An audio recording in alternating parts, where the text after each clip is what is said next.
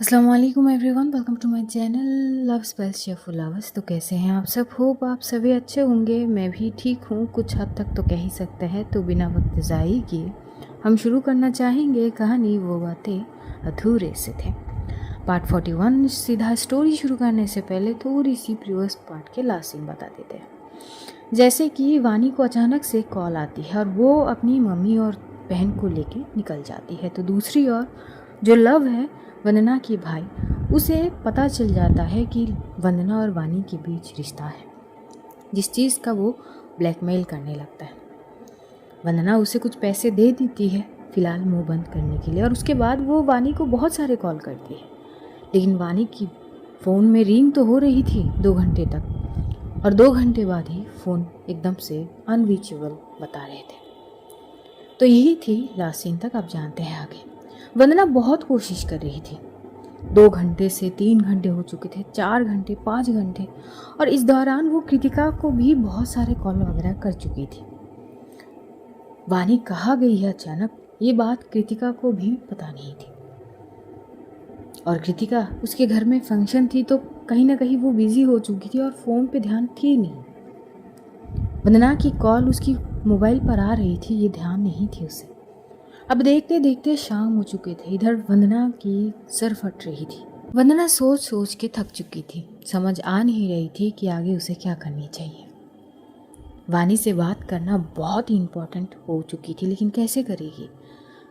पहले 2 घंटे तक तो उसकी मोबाइल पर कॉल जा रही थी, लेकिन अब तो वो भी नहीं जा रही थी।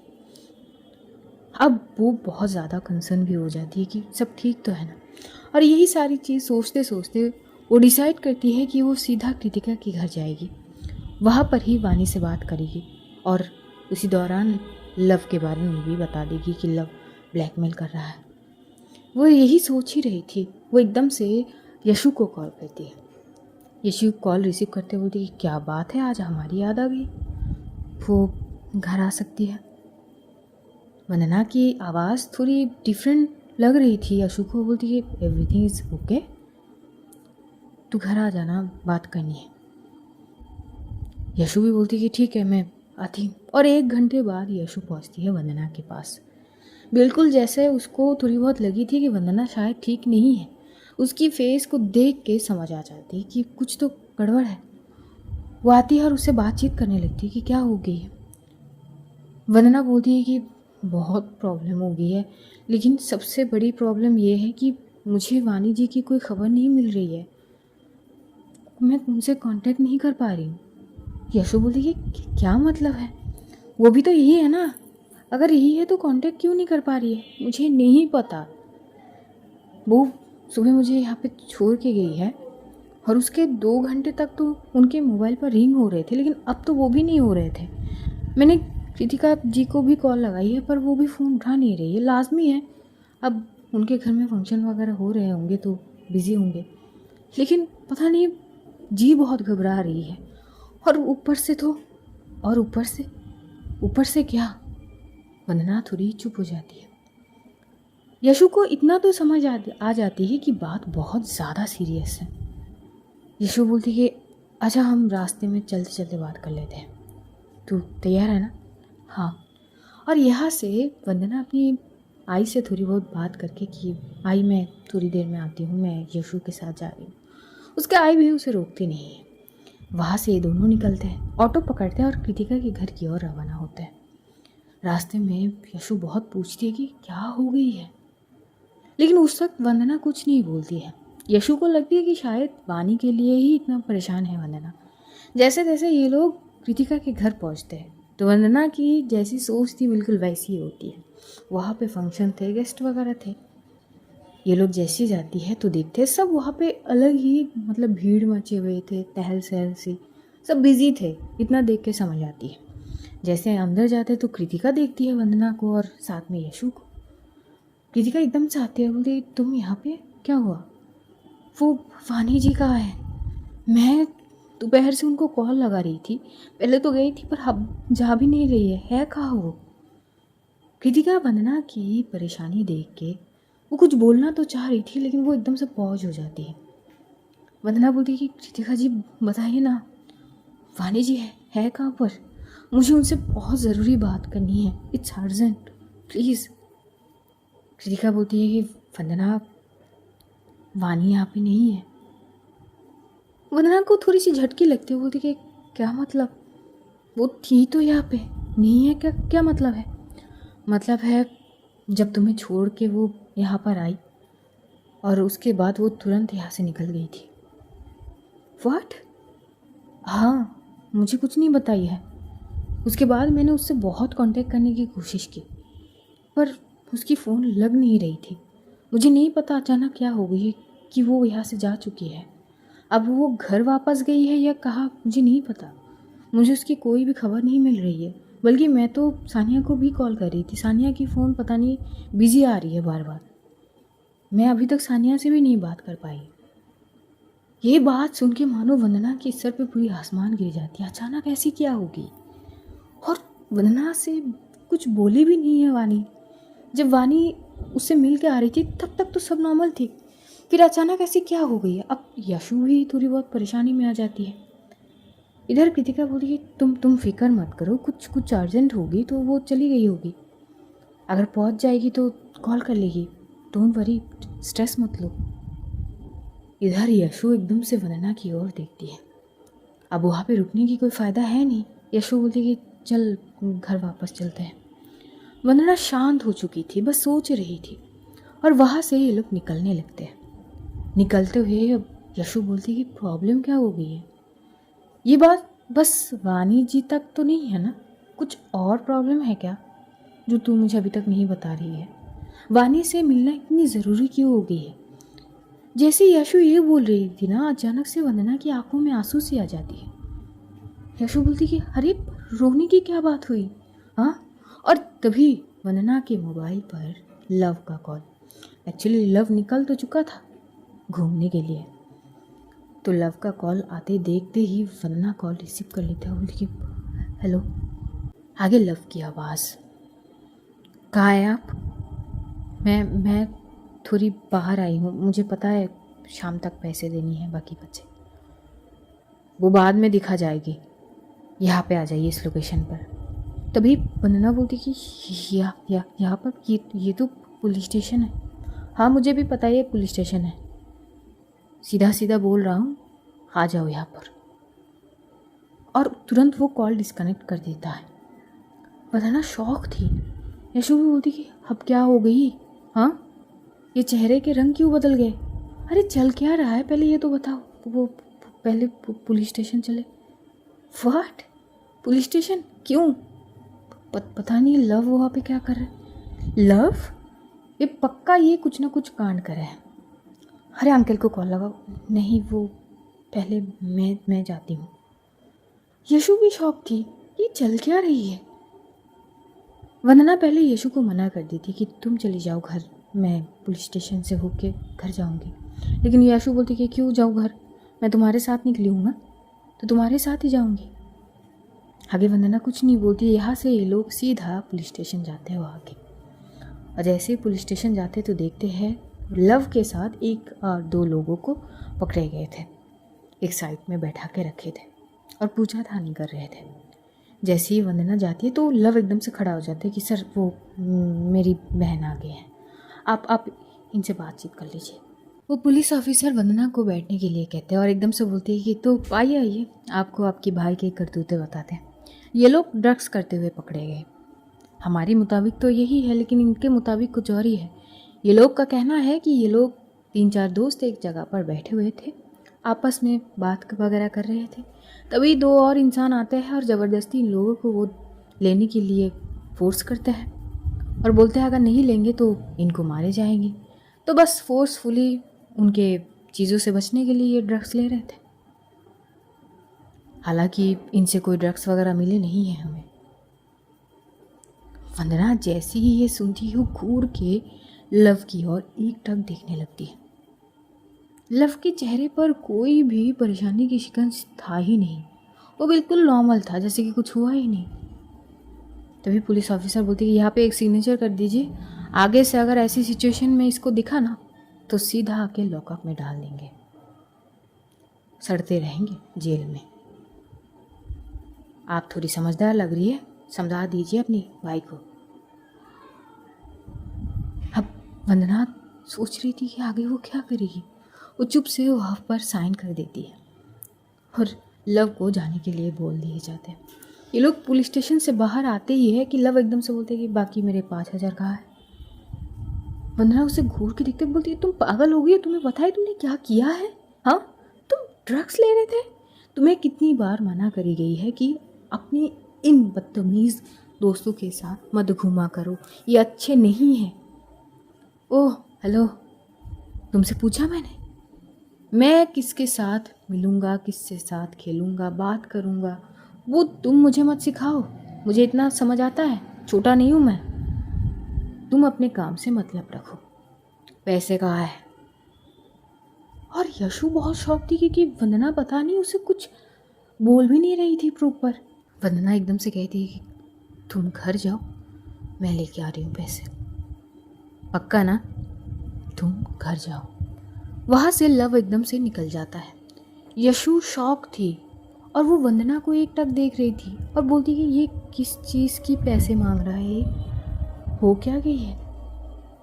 हाँ, और इतनी बड़ी घिनौनी हरकत करने के बाद तुम इतनी नॉर्मल कैसे पेश आ सकती हो? इसके गाल में 2-4 रख के मारनी चाहिए थी। तुम्हें तुम्हारे आई बाबा को इस बारे में बताना चाहिए। इसके नक्षत्र ठीक नहीं है, पता नहीं आगे क्या कर बैठे ये। आज तो चलो भला हुआ कि इसके साथ कोई ड्रग्स वगैरह मिले नहीं, अगर मिले होते तो अब तक तो ये लॉकअप में फंस गया होता। और इन सारी केसों में से ना निकलना बहुत मुश्किल है। क्या सोच रही हो वंदना? वंदना बोली कि मुझे खुद समझ नहीं आ रही, मैं पूरी तरह से उलझ चुकी हूँ। एक तो वाणी जी की मुझे कुछ समझ नहीं पा रही, मैं वो सोचूं या अभी जो मुसीबत का सामना कर रही हूँ वो सोचूं। यशु देखती है कि वंदना पैनिक कर चुकी थी पूरी, तो वो एकदम से उसको साइड में ले जाती है, एक जगह पर बैठाती है आराम से। वो एक दुकान से पानी की बोतल लेके आती है, वंदना को देती है कि पानी पियो। क्या हो क्या गई है? वंदना की आंखों से आंसू आने लगते हैं। वंदना ऐसे रोने से क्या मतलब कुछ तो बता, हुआ क्या है? वो आज सुबह ही वानी जी मुझे घर में छोड़ने आई थी। ओके, फिर जाते वक्त एक्चुअली मैं नाराज़ होके आई थी। हाँ, तो मैं टेरेस पे आई थी। अरे ये क्या टुकड़ों में बोल रही हो? हाँ, तो हम एक दूसरे को हग करे थे और किस करे थे और लव ने देख लिया और वो मुझे ब्लैकमेल कर रहा है कि मैं उसे पैसे दूँ 10,000। तो वो आई बाबा को नहीं बोलेगा कुछ, और अगर नहीं दी तो वो सब कुछ आई बाबा के सामने बोल देगा। ये बात सुन के मानो यशु के पैर के नीचे से ज़मीन खिसक गई है। वो एकदम से खड़ी थी। Are you out of your mind? Seriously? और उसकी बातों में तुम आ भी गई? तुम पागल हो? जो इंसान इतनी घिनौनी हरकत कर सकता है वो आगे चल के कुछ भी कर सकता है। तुम्हें क्या लगता है बस पैसे देने से वो मान जाएगा और वो आगे नहीं बोलेगा? बार बार ये चीज़ को दोहराएगा। और आज ही की ये देखो तुम प्रूफ के तौर पे, बात पैसे की थे ना, लेकिन उसने क्या किया, तुम्हें कॉल करके पुलिस स्टेशन तक बुलाया है। वंदना आगे की सोचो, मुझे कुछ समझ ही नहीं आ रही है। वानी जी की कोई खबर भी नहीं आ रही, मैं क्या करूं, मैं पागल हो जाऊंगी। यशु समझ रही थी और आगे वो कुछ भी नहीं बोलती। फिलहाल तो वानी का पता लगना सबसे ज़्यादा इम्पोर्टेंट थी। यशु अपनी नंबर से कॉल करती है, लेकिन अभी भी वानी की नंबर अनरीचेबल आ रही थी। सिचुएशन हद से ज़्यादा गंभीर हो चुके थे और तभी जो यशु है वो अपनी नंबर से सानिया की नंबर पे कॉल करती है। वंदना से लेकर 4 रिंग जाती है। रिंग होती तो है पर कोई रिसीव नहीं करती है। 4 बार कॉल करने के बाद एकदम से सानिया की कॉल रिसीव कर लेती है और एकदम से आके बोलती कि हेलो, कौन बोल रहे हैं? तभी यशु बोलती कि हेलो सानिया जी। तभी सानिया बोलती कि हाँ जी मैं बोल रही हूँ। तभी एकदम से वंदना यशु से कॉल ले लेती है और अपने कान में लगाती बोलती कि हेलो मैं वंदना। सानिया वंदना की ये काँपती हुई आवाज़ सुन के बोलती है कि वंदना, यू ऑल राइट? क्या क्या हो गई है? वो वानी जी कहाँ है? मैं उनको दोपहर से कॉल कर रही हूँ, ना उनकी कॉल लग रही है, ना कुछ पता चल रही है। क्या है, कहाँ है? कृतिका जी के घर आई थी, उनके घर पे वो नहीं है, वो निकल चुकी थी दोपहर को, किसी से कुछ भी ना बताए, मुझे भी कुछ नहीं बोली। सानिया बोली, व्हाट? वानी वहाँ पर नहीं है? क्या मतलब, आपको कुछ नहीं पता? नहीं, मुझे कुछ नहीं पता, मैं तो बिजी थी ना ऑफिस के काम से। मुझे तो खुद वानी से बात करनी थी, बल्कि मैंने उसे कॉल करी थी, रिंग गई पर उसने उठाई नहीं। मुझे लगी कि वो शायद बिजी होगी, तो मैंने उसे कोई परेशान नहीं करी। बट तुम बोल रही कि वो वहाँ से निकल चुकी है, फिर निकल के गई कहाँ वो? मुझे नहीं पता। प्लीज़ प्लीज़, आप उनकी कोई खबर दे सकती है? कहाँ पे हो, क्या कर रही है? मुझे कुछ नहीं पता, मुझे उनसे बात करना बहुत ज़रूरी है। और प्लीज़, वो ठीक है कि नहीं, बस इतना अगर मुझे बता देंगी ना। तभी एकदम से सानिया बोलती कि वंदना, कूल डाउन, कूल डाउन, मुझे थोड़ा वक्त दो, मैं कोशिश करती हूँ कांटेक्ट करने की। मैं तुम्हें इन्फॉर्म कर दूँगी, don't worry, relax, okay, panic मत होना। और यही बोलते हुए सानिया कॉल डिस्कनेक्ट करती है। इधर वंदना अपने सर पकड़ के बैठ जाती है। अब आगे क्या करेगी? दोनों तरफ से मानो रास्ता बंद है, पूरी माइंड ब्लैंक। क्या करना चाहिए उसे इस वक्त? एक तो वानी की सिचुएशन, तो दूसरी तरफ लव के। जब वो घर जाएगी तो लव को पैसे देने पड़ेंगे, और क्या पता आगे पैसे लेने के बाद वो चुप भी ना हो जाए। ये अजीब सी दुविधा से कैसे निकलेगी वो, यही सोच कर अब उसकी सिर में दर्द होने लगती है। यशु बोलती, देख, बस जो भी करना है सोच समझ कर कर, और ऐसे लव की चीज़ों में माता ना चाहिए। जो ब्लैकमेल कर सकता है वो कुछ भी कर सकता है। भाई है कि क्या है समझ नहीं आ रही है। इतना घिनौनी हरकत अपनी बहन के साथ, छी। वंदना कुछ नहीं बोलती है। वहाँ से यशु चली जाती है। यशु को वंदना के साथ घर जानी थी, पर वंदना मना कर देती है। वो जाती है एटीएम बूथ से पैसे उठाती है और फिर घर की ओर बढ़ती है। बिल्कुल मायूस थी, और हर थोड़ी देर में वो वानी की मोबाइल पर कॉल कर रही थी। वंदना घर पहुंचती है और लव को बाकी पैसे दे देती है। बस कुछ नहीं बोलती, वो पैसे दे देती है। लव अपने कमरे में चला जाता है। वंदना फ्रेश वगैरह होती है, थोड़ी बहुत घर के काम करती है, लेकिन हर बार वो बस वानी को ही कॉल करने की कोशिश कर रही थी, और सानिया की कॉल की इंतज़ार कि कोई तो खबर देगी वो वानी की, कुछ तो इन्फॉर्म करेगी वो। लेकिन अब देखते देखते रात के 12 बज चुके थे। अभी तक वानी की कोई इन्फॉर्मेशन उसके पास आई नहीं थी। अब वो और भी ज़्यादा परेशान होने लगती। इधर खुद कृतिका की कॉल वंदना के मोबाइल पर आती है, तो थोड़ी देर के लिए वो एकदम से पैनिक हो जाती है। वो फ़ोन रिसीव करके बोलती कि हेलो, वो वानी जी की कोई खबर? कृतिका बोलती कि यार, मैं खुद तुम्हें पूछने के लिए कॉल करी, उसकी कोई पता चली, कुछ कांटेक्ट हुई उससे? मैं हर वो कोशिश कर चुकी हूँ पर नहीं हुई, और इसीलिए मैंने तुम्हें कॉल करी है। जिस पर वंदना बोलती कि नहीं, अभी तक मैं उनसे कांटेक्ट कर नहीं पाई हूँ। कृतिका बोलती कि ओह सॉरी, तुम फिक्र मत करो, हाँ, जैसे ही मुझे कुछ मिलेगी मैं तुम्हें इन्फॉर्म करूँगी। टेक केयर, पैनिक मत करना। और यही बोलते हुए कृतिका कॉल डिस्कनेक्ट कर दी थी। बहुत बेचैनी हो रही थी उसे, वो बस कमरे में टहल रही थी। सफोकेशन होने लगती है अब उसे, तरह तरीके की ख्याल, जैसे कि कुछ तो बुरा हुआ है। और तंग आके वो एकदम से ज़मीन पर बैठ जाती है, अपनी दोनों हाथों को सर को पकड़ते हुए बोलती कि क्या क्या हो क्या रही है, वो कहाँ पर है, क्या कर रही है, मुझे कुछ नहीं पता। भगवान प्लीज़ कोई तो रास्ता बता दो, कुछ तो बता दो, कुछ तो इन्फॉर्म दीजिए कि वो ठीक है जहाँ पर भी है। अब मैं सोच नहीं पा रही हूँ, ये क्या है, ये सब कुछ एक ही साथ क्यों? बस यही सोच रही थी। इधर लगभग 1 बज रहे थे।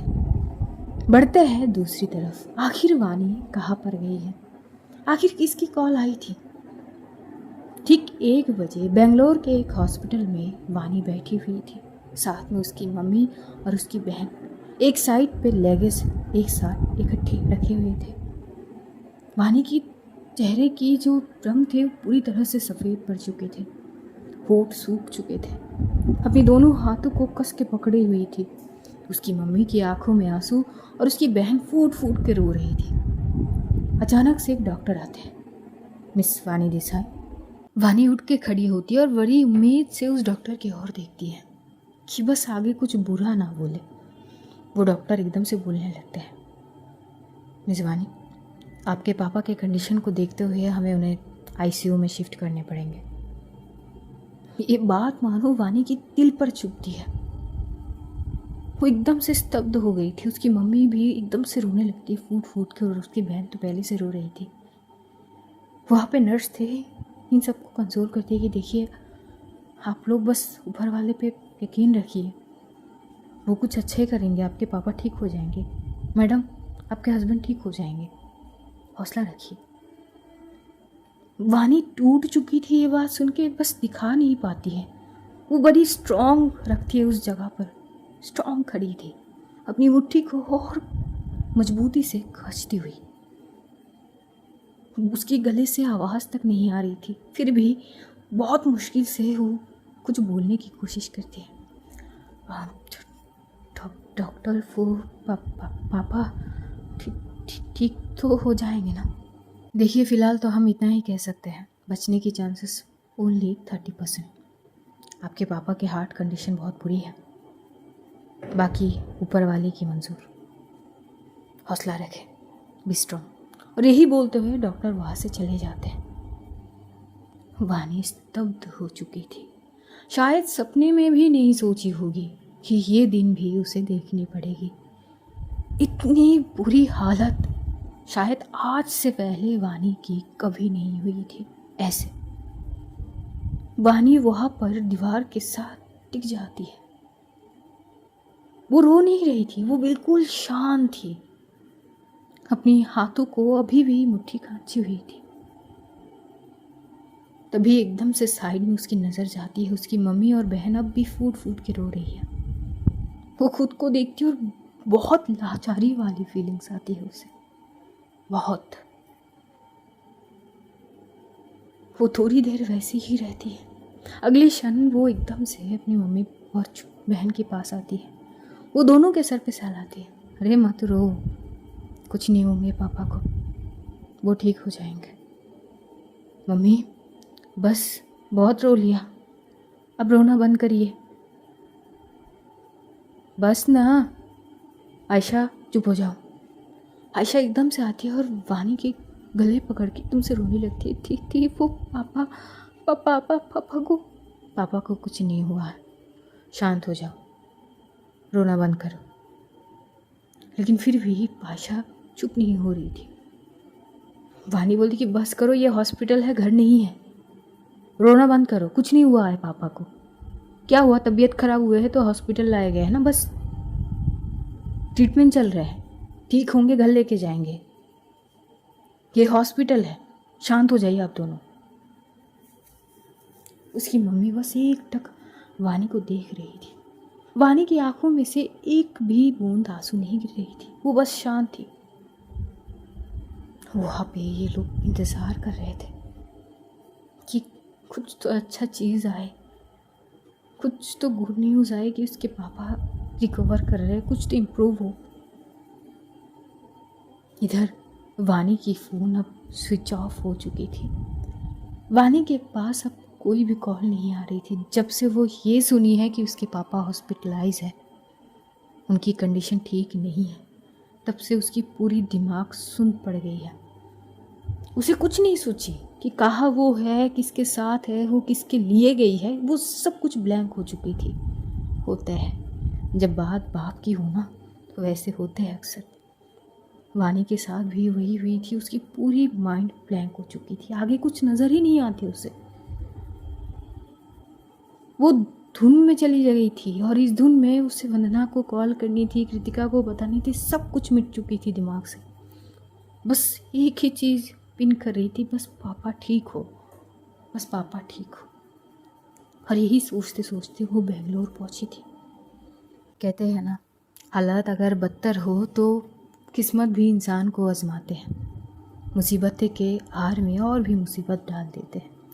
वानी भी इस बार कुछ ऐसी ही चीज़ों को फेस करी थी। वो टाइम से तो निकल गई थी फ़्लाइट में, लेकिन देहरादून में आते आते फ़्लाइट की चीज़ें कुछ इश्यू हुई थी तो फ़्लाइट कैंसिल हो चुकी थी। उसे 3 घंटे इंतज़ार करनी पड़ी। और जब बेंगलोर आई तो वहाँ पे इन लोगों के कुछ चीज़ें प्रॉब्लम हो गए थे सूटकेस वगैरह में, वहाँ पे 1 घंटा लेट हो गई। फिर 2 कैब चेंज करने पड़े बीच में, आधे रास्ते में। जब हॉस्पिटल में आए ऑलरेडी उसके पापा को एडमिट करे गए थे। भागम दौड़ी में जब वो पहुंची अपने पापा के पास तो उनकी कंडीशन देख के उसकी हिम्मत नहीं हुई आगे बढ़ने की, और वो देख नहीं पाते अपने पापा को। और अब की बार सीधा डॉक्टर आती है और ये बात बताते हैं, जिससे ये तीनों ही पूरी तरह से बिखर चुके थे।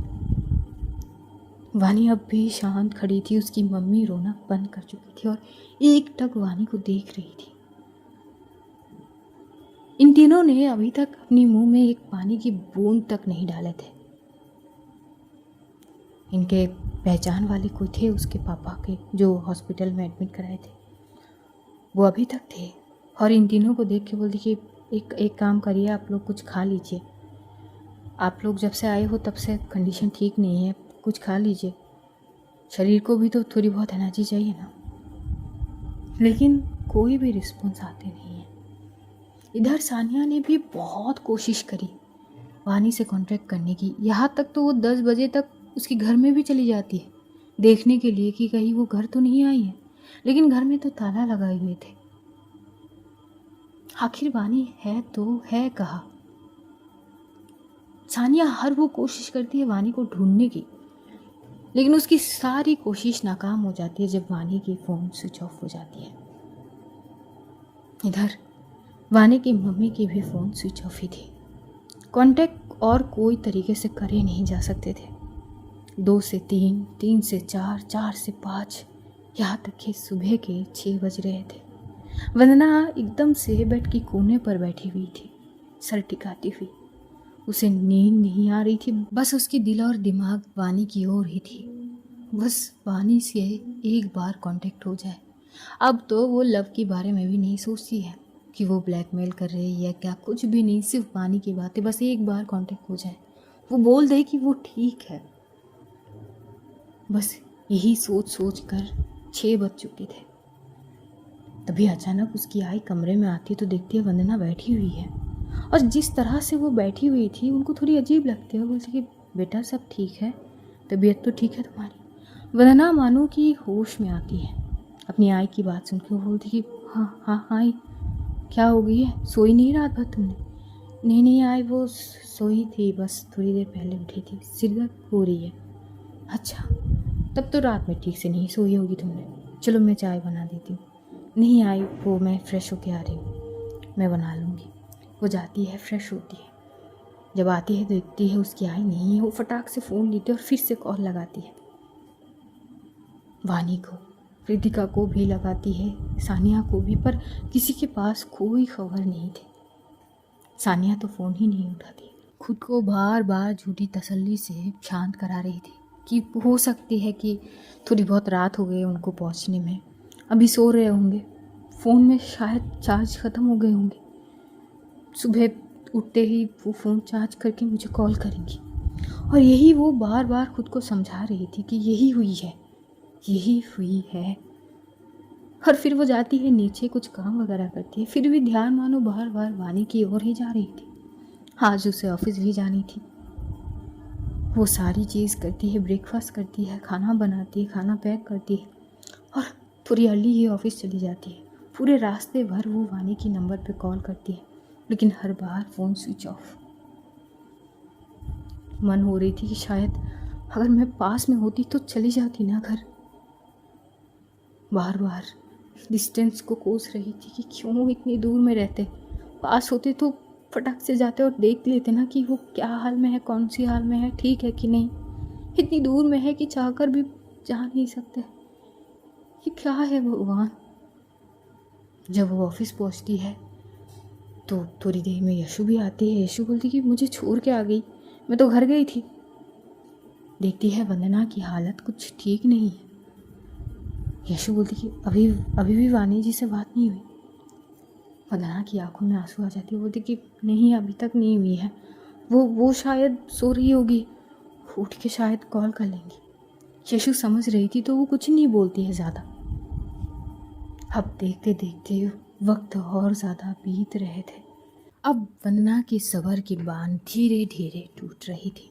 वो जो झूठी तसल्लियों से खुद को शांत कर रही थी, अब तक खुद को समझा रही थी, अब धीरे धीरे वो ख़त्म होने लगते हैं। पूरे 2 दिन बीत चुके थे, अभी तक वानी की कोई अता पता ही नहीं है। अब वो पागल हो रही थी, उसकी सर फट रही थी। शाम होते ही जब वो घर जाती है, पूरी फ्रस्ट्रेशन में आ चुकी थी।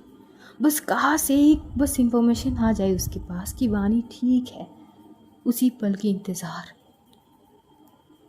और जैसे वो घर आती है, सीधा जाती है अपने कमरे में, फ़ोन लेके बार बार वानी के नंबर पे कॉल कर रही थी। पूरी फ्रस्ट्रेशन में आ चुकी थी। तभी उसके कमरे में लव आता है। लव आते हुए बोलता है कि मुझे कुछ पैसे चाहिए। वंदना उसकी ओर देखती है। पैसे? अब किस बात के पैसे चाहिए तुम्हें? मुझे खर्च करने हैं, मुझे कुछ लेना है अपने लिए, तो पैसे चाहिए होंगे ना। कल ही मैंने तुम्हें 5,000 दिए थे, सुबह भी 5,000 दिए थे, 10,000 मैं तुम्हें दे चुकी हूँ तुम्हारी बातों के अनुसार। अब किस बात के पैसे मांग रहे हो तुम? किस बात का पैसे का क्या मतलब है? तुम्हें मुझे पैसे देने ही पड़ेंगे, वरना वंदना तो पहले से पूरी फ्रस्ट्रेशन में थी। वो एकदम से उठ के खड़ी होती है और लव के पास आती है। वरना क्या? वरना ना आई बाबा के पास जाके सब कुछ बोल दूंगा कि तुम क्या क्या करती हो। वंदना खुद को थोड़ी सी शांत रखती है। ये समय नहीं है भड़कने की, उसे शांति से सारी चीज़ हैंडल करनी पड़ेगी, स्मार्टली। वो एकदम से एक लंबी सांस लेती है और बोलती है, लव देखो, मेरे पास फ़िलहाल कोई पैसे नहीं है और मैं तुम्हारी बातों के अनुसार तुम्हें 10,000 दे चुकी हूँ। बात ख़त्म। ऊपर से तो तुमने पता नहीं क्या किया है जिसके लिए मुझे पुलिस स्टेशन तक जानी पड़ी, तो बात यहीं पर ख़त्म। इधर लव बोलते कि नहीं, बात यहाँ पर ख़त्म तो नहीं होगा, मुझे जब भी पैसे चाहिए होंगे तुम्हें मुझे देने पड़ेंगे। तुम्हारे पास और कोई ऑप्शन ही नहीं बचा है ना। अब मुझे चाहिए तो चाहिए, वरना अपनी गर्लफ्रेंड से मांग लो ना, वो भी तो अमीर ही है, पैसे वाली लगती है, दे देगी पैसे। तुम्हारा क्या जाती है, बस मेरा मुंह ही तो बंद रखना है।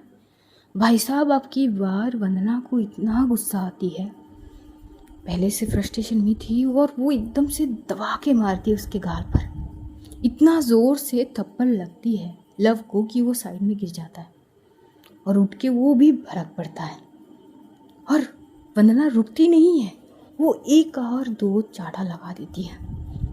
बहुत हिम्मत आ गई ना तुम्हें? हाँ, तुम्हें पता भी है तुम क्या कर रहे हो? इन दोनों के शोरबाजी में उसकी आई बाबा चले आते हैं।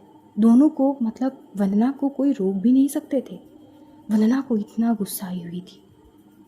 लव के दोनों गाल पूरे लाल हो चुके थे और लव रोते रोते बोलते कि देख लूँगा तुम्हें।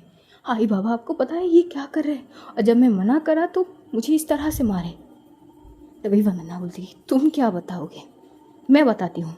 आई बाबा, पता है क्या हुआ है? उसकी आई बोलती कि बेटा पहले शांत हो जाओ, हुआ क्या है? हाँ, इसको ऐसे क्यों मार रही हो तुम? क्योंकि ये इसी की लायक है आई, इसके लिए मुझे कल पुलिस स्टेशन जानी पड़ी। क्यों पता है? क्योंकि आपका ये बेटा ये ड्रग्स लेता है, मुझे ब्लैकमेल करके मुझसे पैसे लेता है। कल ही मैंने इसको 10,000 दिए थे। ये बात सुन के उनके तो पैरों के नीचे से ज़मीन खिसक गई। इधर लव के पापा आके एकदम से उसका कॉलर पकड़ लेते हैं। क्यों तू पैसे मांगता है ये सब हरकतें करके? तभी लव बोलता है कि ये भी तो पूछ लो कि मैं ब्लैकमेल क्यों करा, उसका भी तो पूछ लो एक बार। तभी उसकी आई भी भड़क पड़ती है। क्यों पूछे, क्यों पूछे? और ये क्या हरकतें हैं? इसी दिन के लिए पैदा करे थे क्या तुमको? अब वहाँ पे लव को बहुत खरी खोटे सुनाए जाते हैं। तभी लव भी चिल्ला के बोलने लगता है, एक बार इनसे तो पूछ लो आखिर मैंने ये सब क्यों किया। वो भी कोई दूध की धुली नहीं है। कुछ समझ ही नहीं पा रहे थे। इधर वंदना अब पूरी तरह से टूट रही थी और वो एकदम से ज़मीन पर बैठ के रोने लगती है। उसकी आई एकदम से उसके पास जाते उसको उठाते, बेटा हुआ क्या है? वो अपनी आई को कस के गले लगा लेती कि आई आई वो वानी जी की कुछ अता पता नहीं है, वो कल से पता नहीं कहाँ है, मैं कितने सारे कॉल कर रही हूँ आई, वो मेरी फ़ोन उठा नहीं रही है, मैं परेशान हूँ, मुझे नहीं पता मैं कैसे ढूंढूँ, क्या हो गई है, हाँ ऐसे क्यों रो रही हो। तभी लव टॉन काटते हुए कहता है, आगे बोल, हाँ इतना क्यों रो रही है, क्या लगती है वो तेरी, बोल ना। ये जो आपकी लाडली बनी घूरती फिरती है ना, ये भी कोई अच्छी खासी है नहीं, आगे भी पूछ लो, आखिर रिश्ता क्या है उस लड़की से इसका, ये भी तो पूछो, क्यों इतना हमदर्द है, क्यों इतना रो रही है। बस मेरी चीज़ें ही दिख जाते हैं आप लोगों को हमेशा ही। तभी एकदम से वंदना भी चिल्ला के बोल पड़ती, तो क्या रिश्ता, कौन से रिश्ते के बारे में जानना चाहता है तू, हाँ कौन सा रिश्ता, वही जो मैंने अपने आंखों में देखा है, वही बोल। अब तू तरह पे आ गए थे। इतने बुरे हालात शायद आज तक इससे पहले नहीं हुए थे इन दोनों के बीच। 2-4 और लग जाते लव को उसके पापा से। तभी वंदना बोल पड़ती है, आई आई प्लीज़ मुझे समझने की कोशिश करना आई। उसके आई भी कुछ समझ नहीं पाती, बेटा हुआ क्या है पहले ये बताओ, क्या हुआ है। आई वो जो पानी जी है ना, हाँ वो मैं बेटा आगे बोलो, क्या तुम आगे तो बोलो, क्या हुआ क्या है, किस बात को लेकर इतनी झगड़ रहे हो, और ऐसा कौन सी चीज़ के लिए वो तुम्हें ब्लैकमेल कर रहा है, ये तो बताओ। आई मैं उनसे प्यार करती हूँ। ये बात सुन के दोनों शॉक थे। लव के बाबा तो एकदम से उसका कॉलर छोड़ देते और घूर के देखने लगते हैं वंदना को। वंदना की आई जो उसको हक करके रखी थी, उनकी एकदम से हाथ छूट जाती है और वो वंदना की ओर देख के बोलती कि बेटा क्या बोल रहे हैं। आई मैं वानी जी से प्यार करती हूँ और वो भी मुझे प्यार करते हैं, हम दोनों एक दूसरे से प्यार करते हैं। और सुबह जब वो मुझे छोड़ने आई थी परसों, वो मुझे हक करी थी, तो वो उस वक्त लव ने मुझे देख लिया था और पिक्चर भी ले लिया था। उसी बात का वो ब्लैकमेल कर रहा था कि मैं अगर उसे पैसे दूं तो वो मुंह बंद रखेगा, वरना हम दोनों को बोल देगा। ये इतनी शॉकिंग न्यूज़ थे वंदना के आई बाबा के लिए कि वो दोनों ही स्तब्ध हो जाते हैं। लव भी थोड़ा शॉक था, उसको लगा ही नहीं था कि वंदना इतनी आसानी से बोल देगी। आज कहानी हम यहीं पर ख़त्म करते हैं। आप जानेंगे आगे एपिसोड में क्या होता है। तब तक अपना ध्यान रखिए, अपनों का ध्यान रखिए, ढेर सारा प्यार बांटिए, खुश रहिए, खुशियाँ बांटिए। Love you all guys, see you soon. बहुत जल्द फिर मुलाकात होगी, तब तक के लिए खुदा हाफिज़, tata, good night guys, take care all, Tata.